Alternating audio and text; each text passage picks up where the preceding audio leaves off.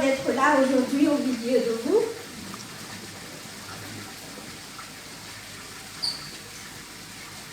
Je m'appelle Plénialda, Plénie pour certains, si vous voulez. J'ai le privilège d'être née dans une famille chrétienne. Je suis malgache, mais j'ai vécu 19 ans à Mayotte. Certains me connaissent très bien, mes parents connaissent bien mes parents, Fali, Serge et Patricia, qui étaient notre monitrice sur Mayotte.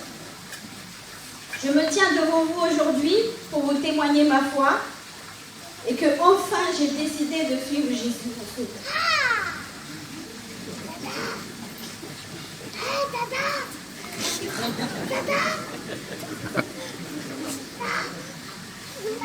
J'ai mis du temps car plusieurs fois je reçois l'appel du Seigneur, mais à chaque fois il y a quelque chose qui m'en empêche d'aller plus loin.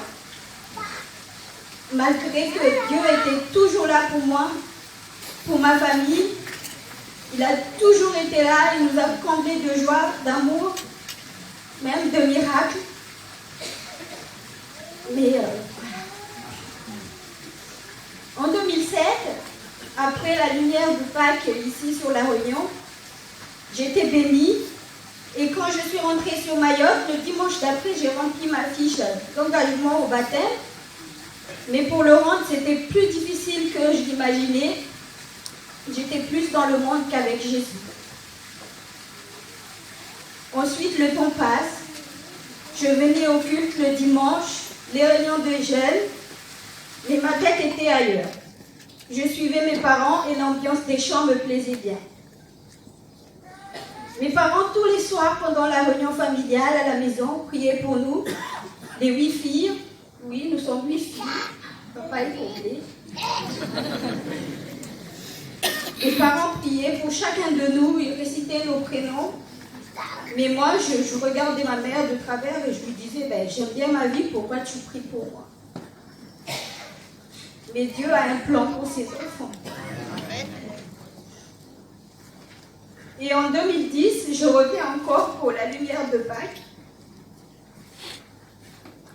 Le thème, c'était « Il faut le vivre ». Il y avait Marie, je crois, comme chanteuse, et pasteur Sanchez. Je frissonnais les vraiment de bénédiction pendant ce week-end-là. Et en rentrant sur Mayotte, je me dis, je me décide d'aller, je me lance. Mais il y a encore quelque chose qui vient bouleverser ma vie. J'ai rencontré mon mari. Il ne faut plus pleurer là, hein.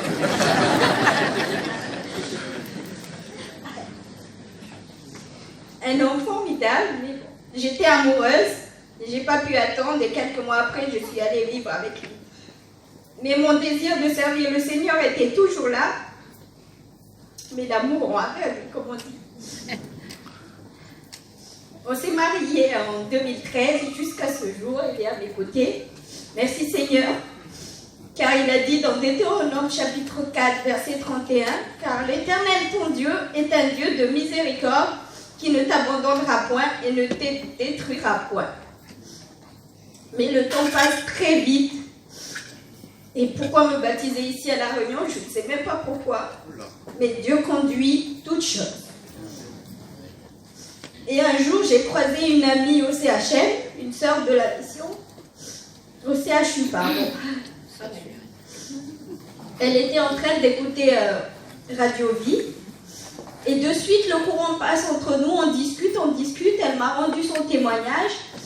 Et elle m'a raconté tout son expérience. Je lui ai raconté mon expérience. Elle m'a encouragée d'aller de l'avant. Et elle m'a dit, donne ta vie à Dieu, ne tarde pas. Car elle disait, elle a vécu tellement de choses et que Dieu était toujours là et qu'elle a veillé sur elle. Donc elle m'a dit ensuite, je prie pour toi et toi aussi prie. Et elle m'a serré fort dans ses bras. Je suis retournée dans le service, j'étais joyeuse, légère. J'avais ressenti un truc que je n'ai jamais ressenti avant.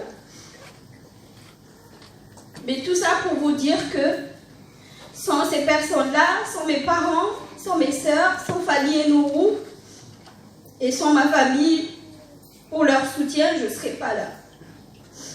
Et maintenant, j'avance sans reculer avec Jésus.